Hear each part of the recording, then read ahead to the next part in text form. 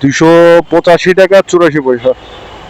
কি ভাবছেন ভাই, এত টাকা ভাড়া কিভাবে এলো? না দাঁড়ান কইতাছি। ঘটনা হচ্ছে সকালবেলায় কুড়িল চৌরাস্তা থেকে একটা ট্রিপ নিয়ে আসছিলাম হচ্ছে ডেমরা স্টাফ কোয়ার্টার 300 টাকার বিনিময়ে। রাস্তা ছিল প্রায় 15 কিলো। এখন ডেমরা স্টাফ কোয়ার্টার আসার পরে চিন্তায় পড়ে গেলাম যে এখান থেকে যাত্রী পাবো কিনা।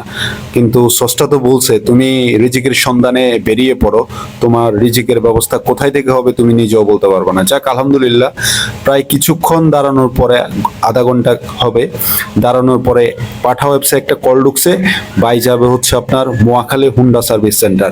তো আমি তো সেই মহা খুশি, বাইকে মনে করেন যে আল্লাহর নাম নিয়ে বাইকে উঠায় নিলাম। ভাই যাবে হচ্ছে Mohakhali Honda service centre, so let's go. আর বাইকে নামিয়ে দেওয়ার পর ভাড়া আসছে 284 টাকা সামথিং পয়সা।